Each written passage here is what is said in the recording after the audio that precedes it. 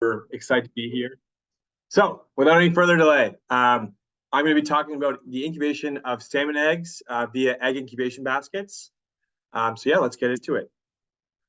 So, the first kind of thing I want to disclaim for the disclaimer is that we were not the ones who conceived this idea. It first started out as a master's thesis by two individuals out of the University of New Brunswick, Jason Flanagan and Ross Jones. And basically, they in the earliest methodology of this is what it kind of looked like. It eventually became a publication for DFO as a scientific literature, as a study to essentially repopulate endangered species via egg incubation baskets. Like my project that I'm working on now, which I believe there will be a link providing the website and also some of the other material associated with my project. They also were working in the Inner Bay of Fundy rivers. And I kind of just want to point you guys to the first image there in the bottom. So the idea is that you have a known number of eggs in the incubation basket that's buried amongst the substrate. And then come the springtime, what's attached is called an emergence basket. And this is our way of monitoring the number of emerging salmon coming out of this basket. Whereas typically a natural red, you would have no way of being able to count the survivors or have any idea of how many actually survived. So to talk about MAPS's experience with egg incubation, we've been doing it for just about 5 years now, starting back in 2018. As I mentioned, it's a controlled means of populating an endangered species. I work with the Inner Bay of Fundy Atlantic salmon. So they are a very special genetic lineage of salmon that have been listed on the Species at Risk Act. And so there are, lots of different things that have to go along when working with a species at risk. But it's a very rewarding experience to see, repopulation efforts benefit watersheds like my watersheds that don't have a lot of Atlantic salmon in them. And so every year we make different innovations, or we've made different innovations to our project. Namely, we've tried changing the material of the baskets. So as you'll see in the first photo, the typical kind of complex for the baskets is a PVC pipe, which is like a plastic. But in alternative years, we've tried wooden EIB. So those are actually hand carved out of a wood carving facility. I think we got them at Nova Scotia Community College in New Brunswick, or in New Glasgow. And they were actually super helpful to carve those out for us. And just to try a new medium, right? Like we were looking for an interface that was a little bit more natural than plastic, to see if that would have improved our survival rates with a natural substance like salmon eggs. Okay, so cool. I want to kind of show you guys from step to step how incubation works. I'll mention this later on in the video as well. I'm developing a video right now that will be very, very thorough on the whole process, but I'll kind of run through a very simple step by step. So if you look at the top left corner, in November, we dig out what's basically a large depression in the river. And then so if you go to the second photo, we basically put the eggs in via a funnel. And that helps segment the eggs throughout the EIB so that they're evenly distributed and that they have the best chance to, basically stay saturated and get a good flow of oxygen through them. In the third photo, effectively with the original incubation process, which is what you're looking at right now, we normally would just put rocks on top of the EIB, and that typically did the trick. I'm going to get into a few slides later on my presentation about kind of the effects of climate change and how we've had to try to adapt and become more resilient to the impacts of storm events. But for now, I just kind of want to hit home the basics. So yeah, the next photo is just the winter. So that's a checkup. I don't know if this video will play, but this is April. And so this is when we put on our emergence baskets, because the time period for salmon emerging is based on degree days. And so as we near the spring, they reach their accumulative development and begin to emerge. And so that's when we start putting on our emergence basket. So I'm going to see if this video will play here in the sixth photo.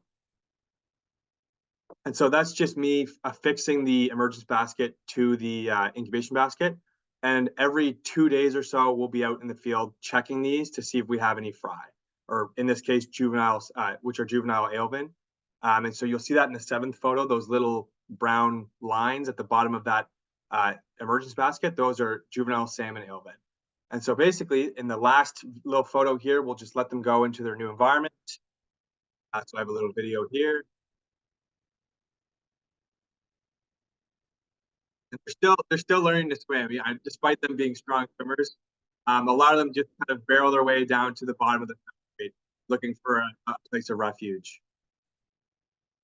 Okay, so I hope everybody kind of gets the gist of it from here, because I'm going to get a little bit more kind of in detail of what we've been doing differently. So about 3 years ago, we started seeing, storms, especially rainfall events, just uncanny to typical weather patterns that we've seen previously in the winter and even in late fall. So a couple of these photos were taken back in November of 2021. And unfortunately, that EIB was ripped completely out of the red with all the rocks on top of it. It wasn't enough to hold it down. And so the baskets, they get destroyed, and unfortunately, it compromises the survival of the eggs inside them.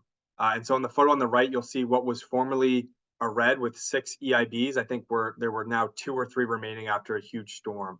It completely rearranged the substrate on the bottom of the river, and it kind of made us scratch our heads as to how we were going to be able to mitigate this.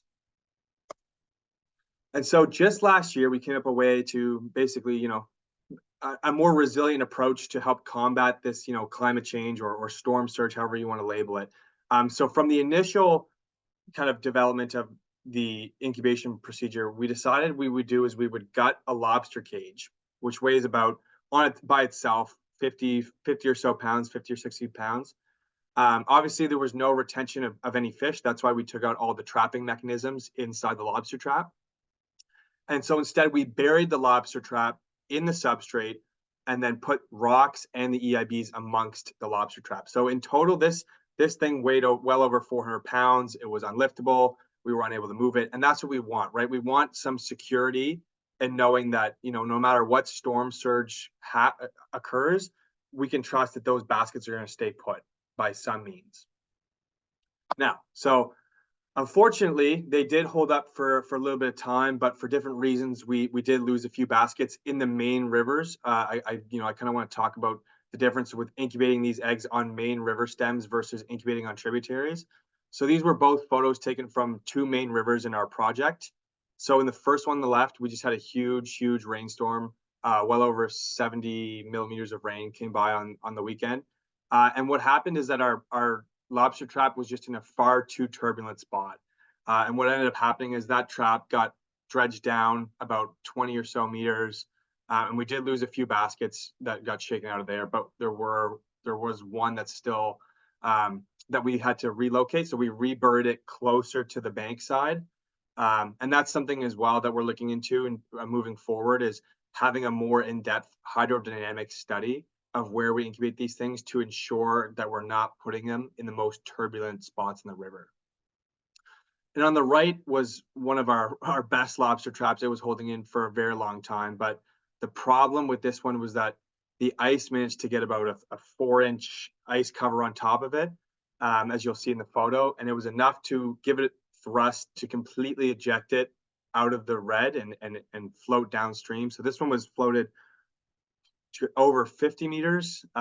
Again, we did find 1 EIB still in the river, so we were able to rebury that one, but there were 2 in the trap that unfortunately dried out. So these are the kind of the challenges that we're observing with these crazy storm surges, particularly in the fall and in the winter with midwinter breakups. And it's really kind of making us, investigate different ways to secure our eggs. And moving forward, we may look to rebar the lobster traps in the substrate so that they have even a better chance of staying put. And so, yeah, this is just basically what I've said. So how can we improve from, the lack of success in this development is, an in-depth hydrodynamic study. So figuring out what part of the river has adequate flow to keep the eggs oxygenated, but not super turbulent that we're risking losing the baskets in a large storm event, and also rebarring the traps into the riverbed. So I want to talk about some redemption, to all that chaos that has happened this year. This is an incubation site that we have on a tributary called Matheson Brook. In our experience, most tributaries, and especially if you've done enough kind of long-term data collection, most tributaries are a lot calmer than the main river sections. They don't collect the same volume of storm runoff and the melting of ice that rivers do. So they're not subject to the same sorts of velocities and force that are, dislodging our baskets in the main rivers.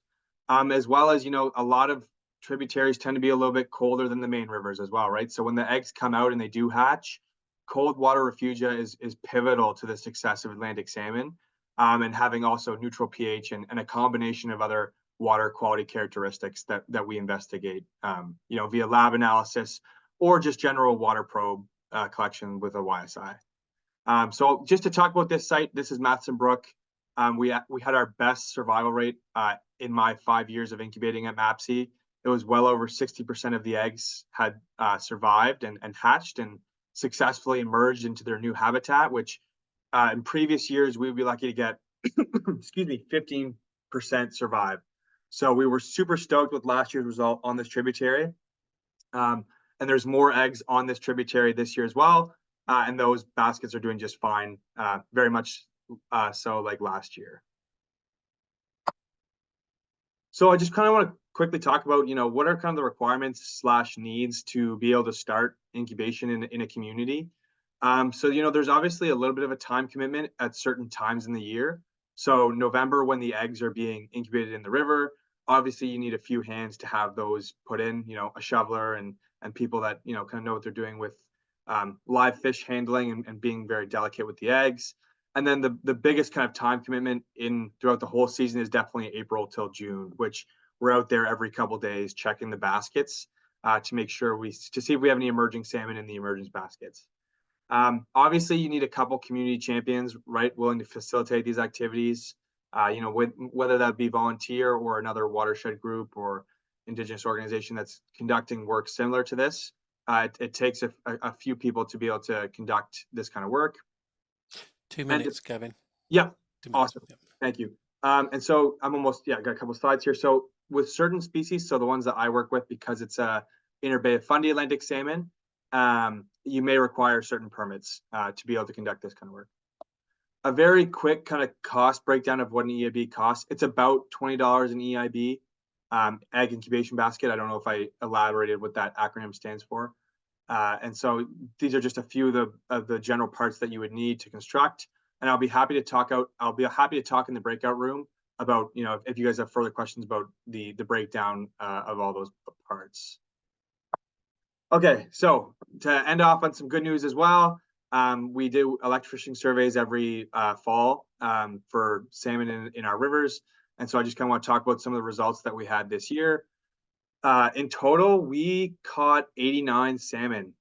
Most of them were large, healthy par, which is absolutely astounding. In my 5 years of MAPC, I'd be lucky to see 1 or 2 salmon in a season. So to see 89 in a season, and have sites that were quite literally salmon jumping out of the river that we couldn't catch, was very, very encouraging to see, seeing as our watersheds host very little wild Atlantic salmon. So what's next with the project? Right now, I'm in the midst of creating the interactive video of the incubation process. I'm going to be happy to share that with Laura and the AWN team, and hopefully they'll be able to distribute it to everybody as a YouTube link so that you guys can see from start to finish how this whole thing goes down. Yeah, thank you for your time, and I'll be excited to see you guys in the breakout room.